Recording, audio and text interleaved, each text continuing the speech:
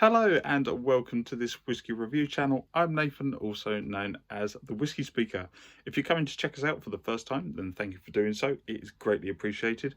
Here we do worldwide whiskey reviews. That's quite a tongue twister for me, and I'm glad I managed to get that out. But thank you for checking us out. There is no whiskey here that is off the table, off limits, and indeed new make to which then eventually becomes whiskey. So that's great to have you on board. If you like what you see, questions, queries, comments, please do drop them in the box below. It is always nice to hear from people. And also, if you see what you like, then maybe just consider, just maybe, giving us the old subscribe button, hitting that, and the notifications, ringing that bell, for then to let you know when my next whiskey review comes out. I do try and post as often as I can, but age-old boring life things get in the way, such as full-time job, full-time girlfriend, and everything in between. So I am limited to what I can do. However, that does not stop the passion and enthusiasm. Equally, if you guys are coming back and you've been checking out my channel for a long time, then thank you so much for doing so. I cannot thank you enough. It's great to have you all aboard. I've set myself the very humble, modest goal of trying to get to 100 subscribers, bearing in mind somewhere in the UK the population's of about 66 million. I'm hoping just to get at least the first free figure in my subscription box. If you can help us with that, then it would be greatly appreciated. Anyway, I will stop with the shameless plug and let's get into what we're all here for today.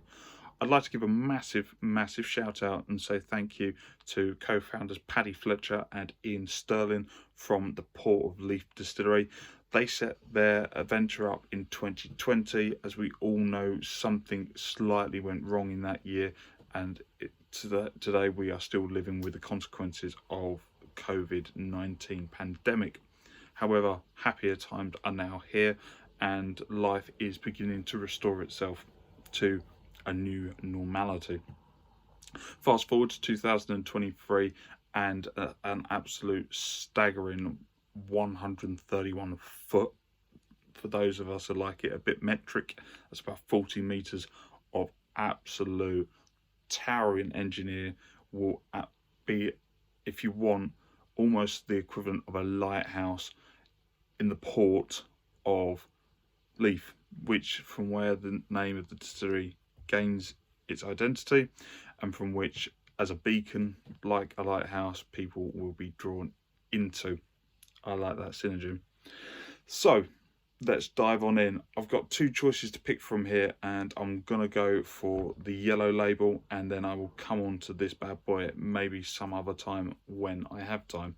So let's see what we've got. First of all, really striking, really basic, simple to read label. Don't overcomplicate it, don't over engineer it, although I'm sure the hours in investment that's gone into getting to this point alone probably has meant that a lot of sleepless nights have been had by the dedicated distillery team. So well done for this and for what we're about to enjoy.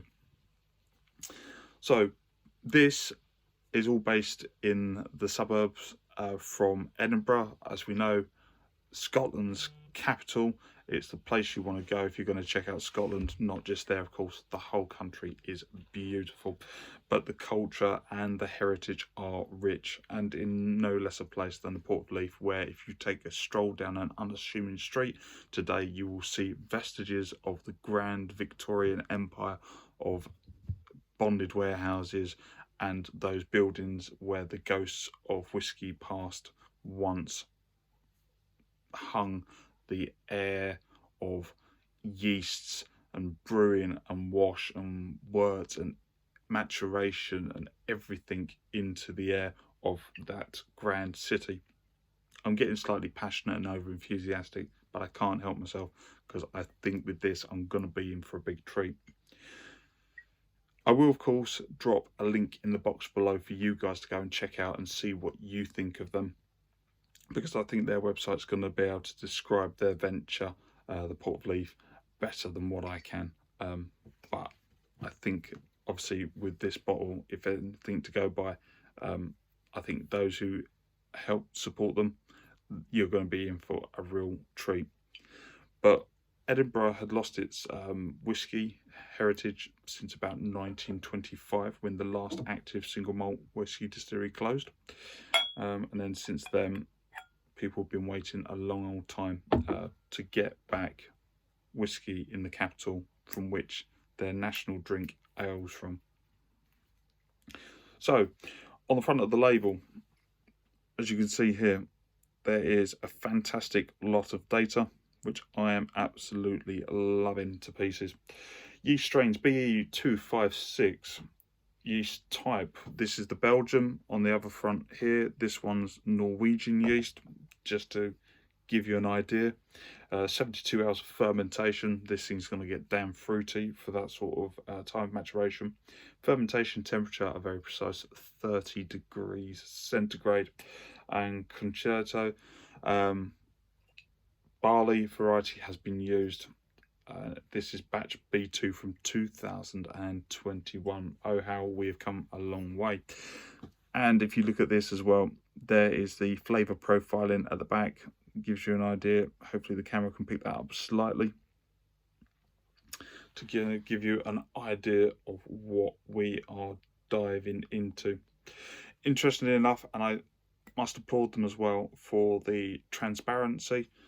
Whilst these guys are getting themselves ready and geared up to produce their own stuff, they have been working in partnership with the Glasgow Distillery Company down the road from them, in order for them to kind of experiment with what they eventually want to produce.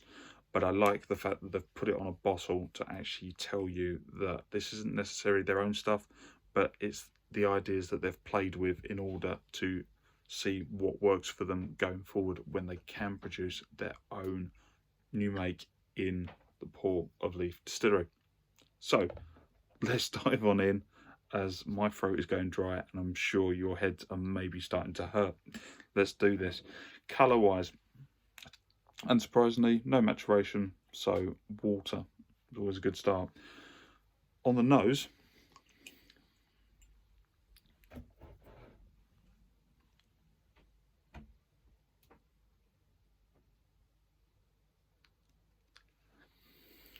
you're having to unsurprisingly get past the alcohol sting. However, there really is like a chopped tomato there, almost like with your cream at Wimbledon. It's really, really quite fruity. It's lovely. There's a really kind of beautiful wet dough of like a bread that's being made as well. It's quite cereal forward, and there's a bitterness, I want to say, of like a lemon and lime in there, which is really good.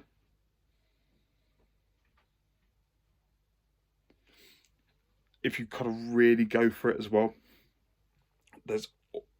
I know it's very close to the sea where they're setting up, but this hasn't come from anywhere near the sea's influence.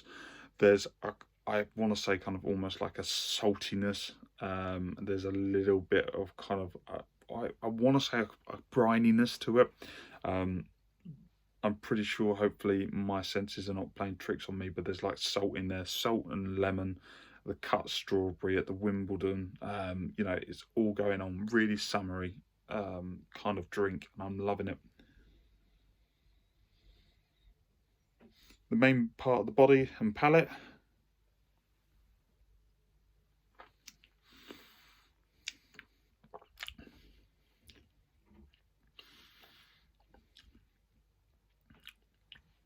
Really, really malty.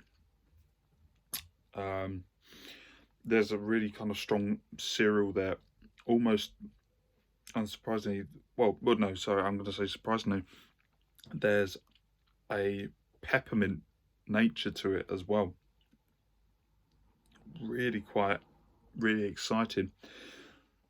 And I appreciate how many times I'm saying really, but it genuinely is the case.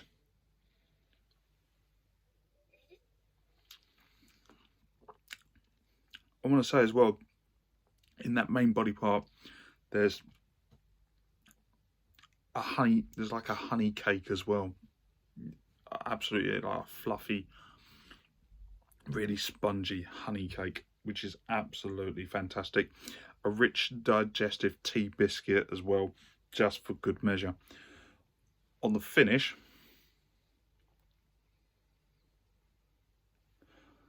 this just keeps on giving and getting better, honestly.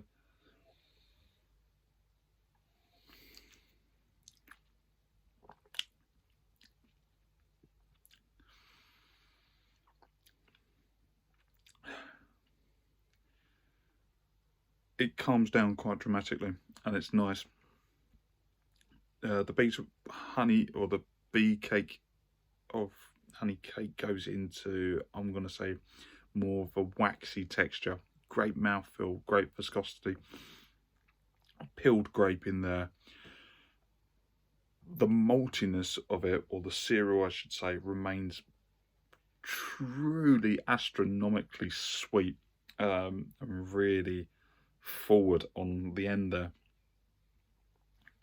It's balanced, it's short and sharp, and it becomes quite dry again, and the citrus notes from earlier really do carry all the way through from start to finish. And so I'm finishing on limes here, which is great. Digging really deep in the background there, there's a little bit of what it feels like, almost like there's a kind of, with that lemon bitterness, there is almost like a cocoa bitterness in there, but balancing it out, you've got like a watermelon element in there. It's really, really subtle, but it's really adding to kind of the summer vibes in there, and I think that is absolutely phenomenal. So yeah, I'm not sure what more else to say other than this. I could see this having a great debate over the flavour profile with friends given the chance. That's it, guys. Port of Leith, new makes, and this is the Belgium Ale yeast variety. As I say, do go check them out. I will drop the link in the box below for you. If you've got any questions, queries, comments, equally, please drop them in the box below. It's always great to hear from people. I just want to give a massive shout out to the team as well for donation of these bottles. Without today, the episode would not have been possible. So thank you so much, guys. As ever, drink your drink how you want to drink it. Whiskey, it is yours to own, with ice, with water, in a cocktail. The variety and possibilities are nearly endless. Don't let anybody else tell you how to drink it, and enjoy. Whatever you're doing today, have a safe and enjoyable one. And until next time, bye for now.